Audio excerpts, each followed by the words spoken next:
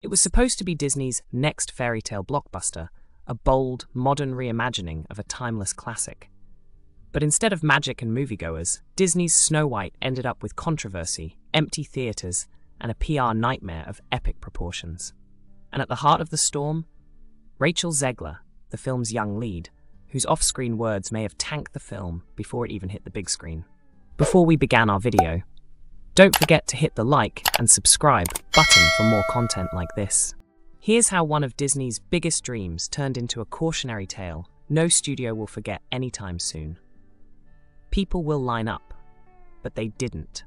At one point, Rachel Zegler proudly declared that audiences would line up to see her movies. But when Snow White opened in theaters, those lines were nowhere to be found. Preview numbers came in at a shocking $3.5 million, with an opening weekend haul of just $43 million, a fraction of what Disney needed to break even on its $270 million budget.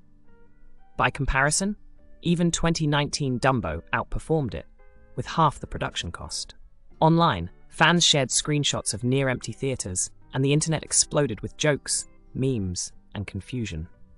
One user summed it up best. Did Disney really just drop $250 million for this? Zegler's words spark a PR firestorm. Long before the premiere, red flags were flying. In old interviews, Zegler appeared to take aim at the very story she was starring in. She dismissed the original Snow White as weird, mocked the love story, and described Prince Charming as a stalker. Not exactly the fairy tale promo Disney was hoping for. Instead of uplifting the reboot, her tone came across as mocking and dismissive, and fans noticed. Viewers asked, why would you take a role in a story you don't even respect? What was meant to be empowering started to feel like self-sabotage in a tiara.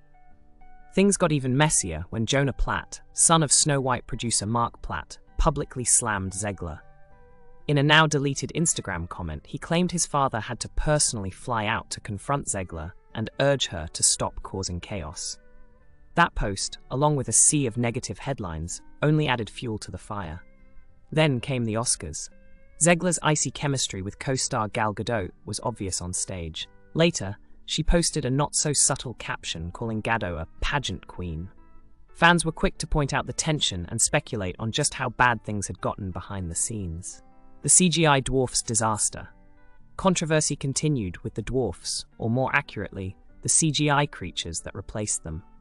After actor Peter Dinklage criticized Disney for still using outdated dwarf tropes, the studio panicked and decided to go full CGI. But when photos leaked, fans recoiled. Instead of charming sidekicks, the creatures looked like NPC from a 2005 video game. What was meant to be progressive looked lazy and out of touch, and it backfired. Big time. Disney retreats into damage control. As the backlash piled up, Disney shifted into stealth mode. The red carpet premiere? Cancelled. The flashy European rollout? Replaced by a low-key screening in a random castle in Spain. Even in LA, the launch was oddly quiet. It was less a celebration and more a desperate attempt to quietly release the film and hope no one noticed. Can Snow White recover from this? With Snow White now labeled a box office bomb and a PR disaster, the question isn't just what went wrong, it's can this even be fixed?